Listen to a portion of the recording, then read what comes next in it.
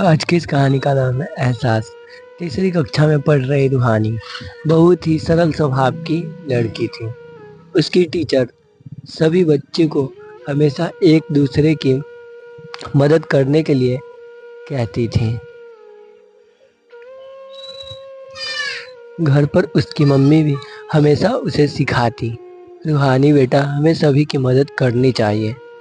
रूहानी अपनी मम्मी को भी सभी की मदद करते हुए देखती थी। इस तरह की परवरिश के कारण ही क्लास में किसी को यदि किसी भी चीज़ की ज़रूरत हो तो रूहानी मदद अवश्य ही करती थी। उसी के साथ पढ़ने वाली बिपाशा उसके इस स्वभाव को हमेशा ही फ़ायदा उठाती थी। बिपाशा अक्सर ही रूहानी से पेन, पेंसिल, रबर, स्पॉनर जैसी चीज़ें मांगा करती थी।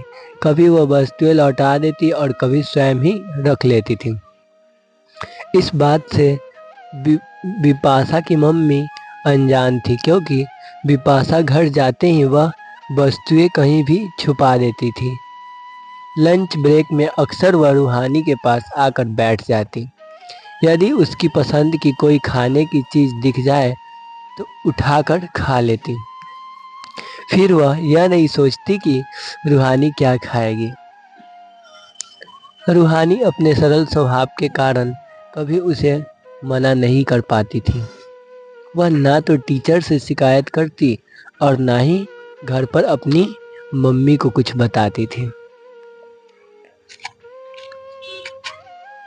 घर पहुंचते ही कई बार वह अपनी मम्मी से कहती, मम्मी बहुत जोर से भूख लगी है, कुछ खाने को दो, मम्मी जल्दी करो ना।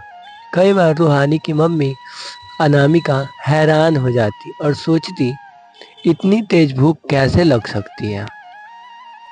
मैं तो टिफिन में कितना स्वादिष्ट और कितना कुछ भेजती हूँ।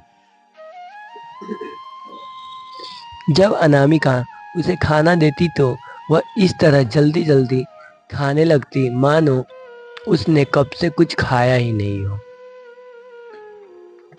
अनामिका को धीरे धीरे शक होने लगा कि शायद कोई बच्चा रूहानी का टिफिन खा लेता है, और लगता है इस बात से उसकी टीचर भी अनजान है। हर हफ्ते 2 हफ्ते में उसके रबर, पेंसिल, शार्पनर भी गायब हो जाते हैं। अनामिका ने एक दिन रूहानी से पूछा, रूहानी बेटा, तुम्हारे रबर पेंसिल कहाँ चले जाते हैं? मैं तो कितनी बार नए लाकर रखती हूँ, फिर गायब हो जाते हैं। और तुम्हारा खाना तुम्हारा और खा लेता है क्या? नहीं मम्मी, कोई नहीं खाता, मैं ही खाती हूँ। अनामिका के कई बार पूछने पर ही रूहानी ने कभी बिपाशा की शिकायत नहीं करी। वह तो उसे अपनी दोस्त समझती थी। अनामिका ने एक दिन रूहानी की टीचर को फ़ोन लगाकर उन्हें सारी बातें से अवगत कराया।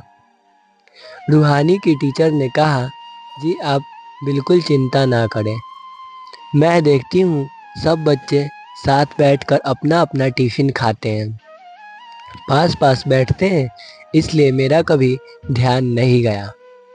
रूहानी और बिपाशा काफ़ी अच्छी दोस्त हैं, वह दोनों हमेशा साथ साथ होती हैं। मैं अब ध्यान रखूंगी और तुरंत ही आपको खबर भी करूंगी। तब टीचर ने ध्यान देना शुरू किया और जल्द ही उन्हें पता चल गया कि क्या चल रहा है। वह देख रही थी कि बिपाशा कितने प्यार से रबर पेंसिल रूहानी से मांग कर ले लेती है और फिर वापस भी नहीं करती। टिफ़िन भी वह कई बार खा लेती है और रूहानी कुछ नहीं कहती है, बस चुपचाप देखती रह जाती है। टीचर को अब पता चला कि दोस्ती की आड़ में बिपाशा क्या कर रही है। हालांकि वह भी छोटी बच्ची ही थी, किंतु उसके कदम गलत दिशा की ओर जा रहे थे। अतः उसे रोकना भी बहुत जरूरी था। रूहानी का भी इस तरह का स्वभाव सही नहीं था कि मदद के नाम पर कोई इस तरह से फायदा उठाता रहे और वह चुपचाप रहे। यह सब देखने के बाद टीचर ने बहुत सोचा, सोच समझकर एक योजना बनाई जिससे सांप भी मर जाए और लाठी भी ना टूटे। टीचर ने अपनी क्लास में कहानी प्रतियोगिता रखी। सभी बच्चों से कहा, अपने अपने घर से एक एक कहानी सीख कर आना। क्लास के एक लड़के युवान से उन्होंने कहा, युवान, तुम्हें कहानी मैं दूंगी, तुम मेरी लिखी हुई कहानी याद करके आना। युवान बहुत ही अच्छी स्पीच बोलता था, इसलिए टीचर ने अपनी कहानी के लिए उसे पसंद किया था। 3 दिनों के बाद कहानी प्रतियोगिता थी। सभी बच्चे कहानी तैयार करके आए थे। वह एक एक करके अपनी कहानी बोल रहे थे और कहानी के अंत में टीचर कहानी में छुपा हुआ संदेश बच्चों से पूछती थी। सही गलत का निर्णय भी बच्चों से ही करवाती थी। रूहानी और बिपाशा ने भी अपनी अपनी कहानी बोली। सबसे आखिर में युवान का नंबर आया और उसने अपनी टीचर की लिखी कहानी बोली। युवान की कहानी में वही सब लिखा था जो कुछ उनकी क्लास में घट रहा था। बच्चों के नाम अलग अलग थे। बस जिस तरह से बिपाशा अपनी ही दोस्त रूहानी के सरल स्वभाव का फायदा उठा रही है, गलत दिशा की तरफ जा रही है, कुछ इसी तरह की कहानी युवान ने अपने अनोखे अंदाज में सुनाना शुरू किया। पूरी क्लास में सभी बच्चे को कोई आइडिया नहीं था कि यह कहानी उन्हीं के क्लास में हो रही घटना का जीता जागता उदाहरण है। युवान के कहानी सुनाते समय बिपाशा एकदम शांत थी और नीचे सर झुकाकर बैठी थी। शायद वह समझ रही थी कि इस कहानी की खलनायिका वह खुद ही है। जैसे जैसे कहानी आगे बढ़ रही थी, बिपाशा की आंखें आंसुओं से भीग रही थी। टीचर का ध्यान बिपाशा की तरफ ही था।